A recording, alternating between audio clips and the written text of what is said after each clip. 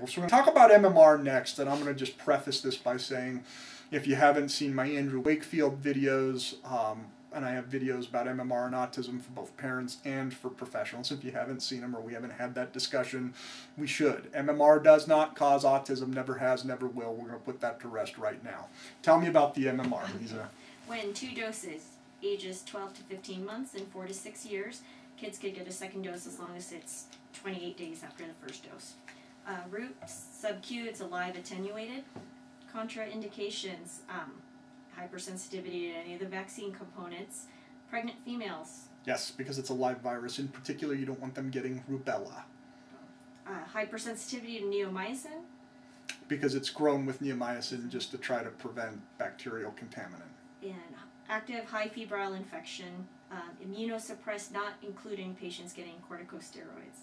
Right. So again, your chemotherapy, HIV, blah, blah, blah, blah, patients.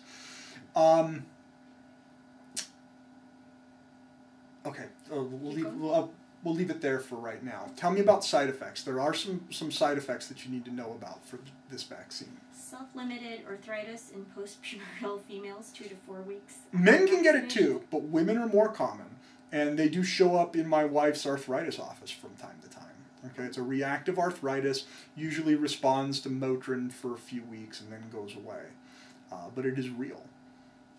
Okay, it's more female than male, but it definitely can happen to male. Why do they make the big deal about it being female? Because any woman who has a baby, they test mom when she's pregnant, and if she's titer negative for rubella, they give her yet another one. So, after the baby's born. So, 20, 30-year-old women, some of them get 4 and 5 MMR doses because of the rubella component, and the rubella is what causes the arthritis. And every time they have a baby, they give them another one, and then they get pregnant, they test them for titers, and they're negative again for whatever reason. They're vaccine non-responders. So they keep getting it, whereas the guys, men don't have babies, so they got it at 2 and 4 years, or 12 months and 4 years of age, and unless they went to medical school or did a residency somewhere, no one ever started doing measles research. Nobody ever tests their titers. They don't get another one. And nobody's really paranoid about rubella in men. Rubella in men rubella's nothing. It's a minor little disease. It's because of what it did to women who were pregnant with it. What it did to their fetuses is why we vaccinate against rubella. Measles is another story. Measles will kill you, but rubella, it's not a big deal unless you're a pregnant female and care about your fetus, and most pregnant moms do, for the obvious reasons, and most dads of pregnant moms do, and that's why we try to protect the entire world, is because of what it does if you're pregnant, not what it does to you as the individual. And I know one case of congenital rubella syndrome. One of my best friends growing up's brother, I know, had congenital rubella syndrome. That's my diagnosis. Mom probably doesn't even know, but knowing what I know about medicine and what I know about this particular kid growing up, I know that's exactly what happened. And mom, this mom was a child of the 40s. Consequently, she didn't get MMR. And so she did get rubella. Whereas my friend was a guy, but his younger sister would have been vaccinated, so her kids don't have to worry about getting what their other brother had. But it definitely can happen. So that's why we vaccinate. But it can cause arthritis. It is temporary, though, thank goodness. What else? Depressed TB skin sensitivity.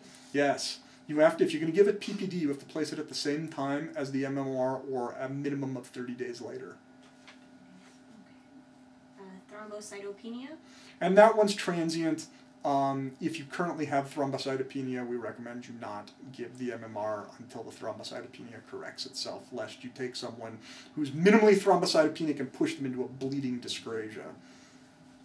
And then last one, fever and rash. You said fever, the 1 to 2 days after is caused by measles. Fever over 2 days caused by rubella. Yes.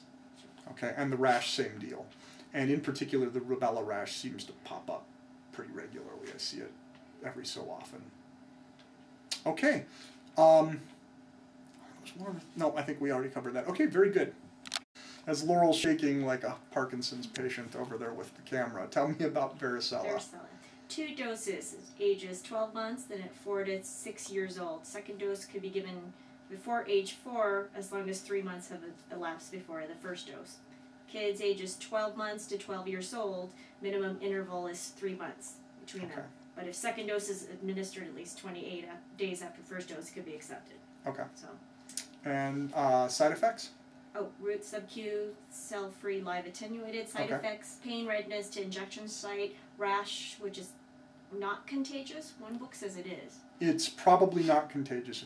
According to Pediatric Red Book and the CDC, it's believed not to be contagious. We do recommend that patients with the rash not go around people that are severely immune compromised. Again, bone marrow transplant units, liver transplant units, stuff like that. But otherwise, they can even go to school.